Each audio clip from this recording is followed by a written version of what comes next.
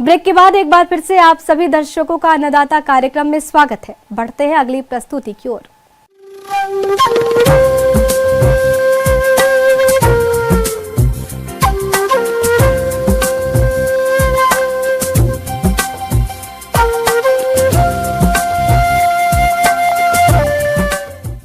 मौसम के अनुसार प्रबंधनों पर ही टिकी है आपकी खेतीबाड़ी, इसलिए मौसम पूर्वानुमान और उस पर आधारित साप्ताहिक कृषि सलाह इस प्रकार है।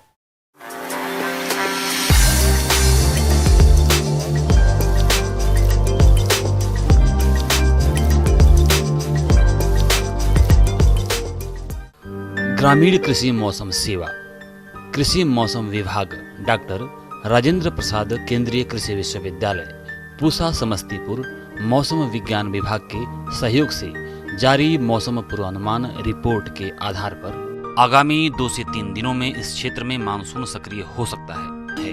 वर्षा कहीं कहीं हल्की से मध्यम भी हो सकती है। ऐसे में इन क्षेत्रों के किसान भाइयों को सलाह दी जाती है कि वर्तमान मौसम धान की सीधी बुआई के लिए उचित है।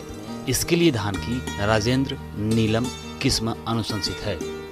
किसान भाई धान की इन किस्मों का चयन कर ऊंचास जमीन में बुआई करें। जिन किसान भाइयों के पास सिंचाई की सुविधा पर्याप्त हो और लंबी अवधि वाले धान लगाना चाहते हैं, वे राजश्री, राजेंद्र मंसूरी, स्वर्णा एवं VPT 5204 आदि किस्में जल्द से जल्द बीज स्थली में गिराने का प्रयास करें।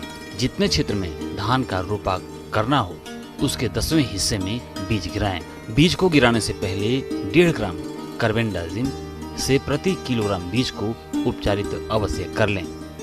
जो किसान भाई अभी तक हल्दी और अदरक की बुआई नहीं किए हैं, वे अति शीघ्र बुआई संपन्न कर लें। हल्दी की राजेंद्र सोनिया, राजेंद्र सोनाली किस्में और अदरक की मरान और नदिया किस्म उत्तर बिहार के लिए अनुशंसित है। मध्यम अवधि की धान की किस्मों को बीज स्थली में गिराने का काम करें। इसके लिए संतोष, सीता, सरोज, राजश्री, प्रभात, राजेंद्र सुवासिनी, राजेंद्र भगवती, कागिनी, सुगंधा किस्म अनुशंसित है। गन्ना की फसल में इस समय गलित शिखा रोग के प्रकोप की संभावना है। इस रोग से आक्रांत पौधे के शीर्ष भाग की पत्तियां घुमावदार हो जाती हैं। गन्ना फसल पर इस रोग का लक्षण दिखाई देने पर कार्बेंडाजिम की 2 ग्राम मात्रा प्रति लीटर पानी के हिसाब से घोल बनाकर छिड़काव करें। 3 बार छिड़काव करने से रोग वृद्धि में कमी होती है। लीची तोड़ने के बाद लीची के बगीचों की जुताई कर खाद एवं उर्वरकों का प्रयोग करें। प्रति पेड़ 60 से 80 किलोग्राम कंपोस्ट अथवा गोबर की सड़ी खाद, 2.5 kilogram urea, 1.5 kilogram single super phosphate, 1.3 kilogram muriate of potash और 50 ग्राम सुहागा के मिश्रण को समरूप बिछाकर मिट्टी में मिला दें।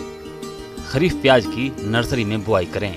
नर्सरी में जल निकास की उचित व्यवस्था रखें।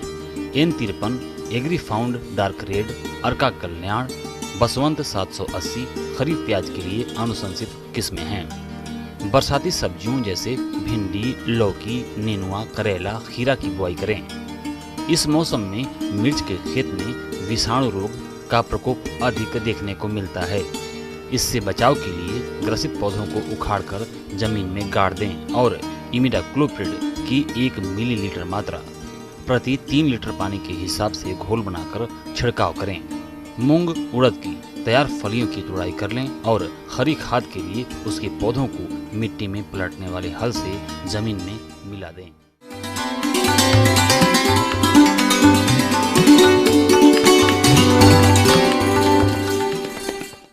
अन्नदाता हेल्पलाइन निःशुल्क फोन संपर्क सेवा के माध्यम से आपके द्वारा पूछे गए प्रश्नों में से 1 या 2 महत्वपूर्ण प्रश्न को हम अपने कार्यक्रम में शामिल करते हैं। इसी के तहत आज का चयनित प्रश्न और इसका जवाब इस प्रकार है। अन्नदाता निःशुल्क फोन संपर्क सेवा के माध्यम से पूछे गए प्रश्नों में से आज हमने जिस प्रश्न को कार्यक्रम में शामिल किया है उसे पूछा है ग्राम किशनपुर, जिला कटिहार के कृषक मनोज कुमार ने। ये पशुओं में कृत्रिम गर्भाधान कराने के बारे में जानकारी चाहते हैं। तो मनोज कुमार जी, आपकी जानकारी के लिए प्रस्तुत है कार्यक्रम का ये अंश।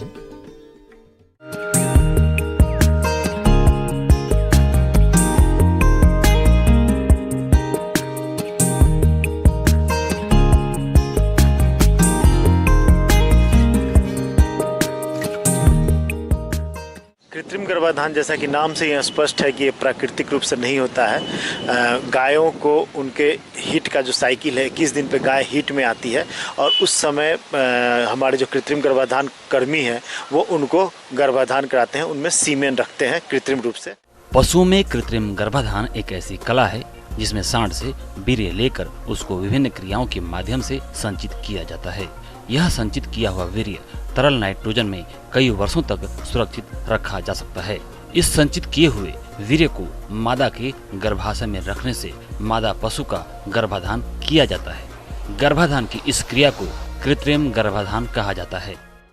तो इसके बहुत से फायदे हैं। सबसे इम्पोर्टेंट फ़ायदा है कि जो ग्रामीण क्षेत्रों में लोकल ब्रीड है और जो कम दूध देने वाली गायें हैं उनका हम लोग जो है अपग्रेडेशन एक तरह से करते हैं। उनसे जो है कि अगर हम लोग नॉर्मली लोकल सांड से उनका जो है कि गर्भाधान करवाते हैं तो लोकल ब्रीड होता है जो कि कम दूध देने वाला सांड का ब्रीड है। तो अगर हम कृत्रिम गर्भाधान कराते हैं तो जो सीमेन हम लोग देते हैं वो अच्छे नस्ल के बुल का, अच्छे नस्ल के सांड का होता है। तो सबसे पहला फ़ायदा है कि हमारी जो बछिया होगी वो अपग्रेडेड होगी। दूसरा फ़ायदा है कि जो सांड होता है वो क्या होता है कि बहुत से डिफरेंट गाय से उसका संपर्क होता है और हम लोग को पता नहीं है कि इस क्रम में वो किसी बीमार गाय से, जिस गाय को मादा प्रजनन सिस्टम का रोग है, उससे अगर उस सांड का संपर्क हो गया है तो वो एक सांड उस बीमारी को अनेक गाय में फैला सकता है। कृत्रिम गर्भाधान कर्मी जो भी सामान उपयोग करते हैं वो डिस्पोजेबल होता है, वो एक बार उपयोग करके वो नष्ट कर देते हैं, इसलिए किसी तरह के बीमारी का प्रसार रुक जाता है। गायों में जब वो हीट में आती है तो उसके 16 घंटा के बाद हम लोग चाहते हैं कि गर्भाधान कराया जाए, उसको सीमेन दिलवाया जाए। सपोज हम गांव में हैं और उस समय हम सांड को खोज रहे हैं और सांड मिल नहीं रही है तो हमारा वो हीट हम मिस कर सकते हैं। लेकिन अगर हमने कृत्रिम गर्भाधान कर्मी को पहले से कर रखा है तो वो सही समय पे सीमेन देके हमको जो है कि वो हमारा गर्भाधान करवा सकता है।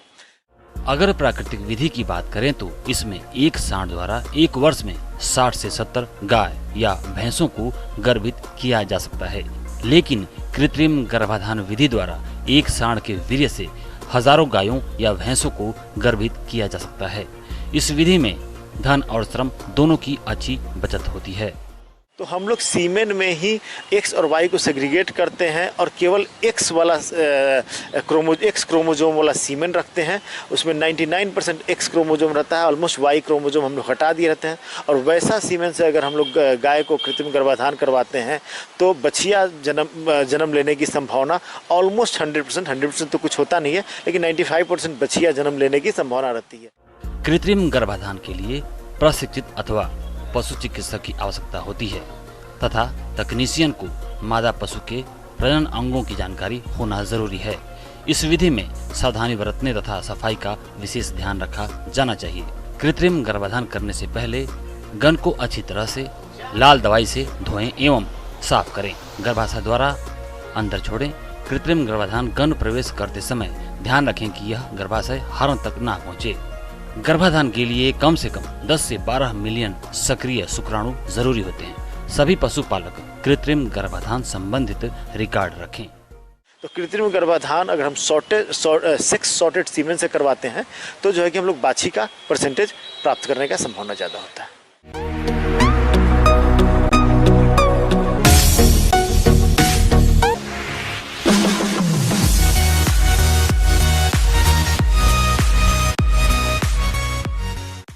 आइए अब एक नजर डालते हैं राज्य के कुछ चुनी हुई मंडियों के प्रमुख फसलों के बाजार भाव पर।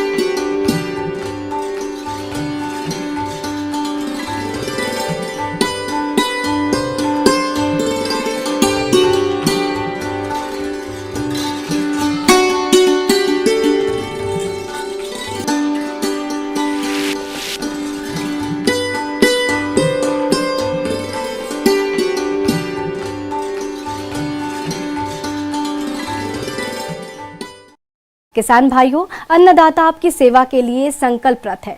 कृषि संबंधित समस्या और सुझावों के लिए आप हमें इस पते पर संपर्क भी कर सकते हैं। प्रोड्यूसर अन्नदाता news 18 Bihar Jharkhand, Ramoji film city Hyderabad 501512। साथ ही आप हमें ईमेल कर सकते हैं। हमारा ईमेल है p18annadatabihar@nw18.com।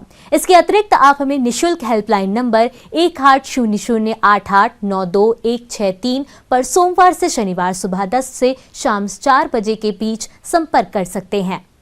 किसान भाइयों, अब समय हो रहा है आपसे विदा लेने का, तो हमारी अन्नदाता टीम को दीजिए इजाजत। कल फिर आपसे होगी मुलाकात कृषि संबंधित कुछ और महत्वपूर्ण जानकारियों के साथ। नमस्कार।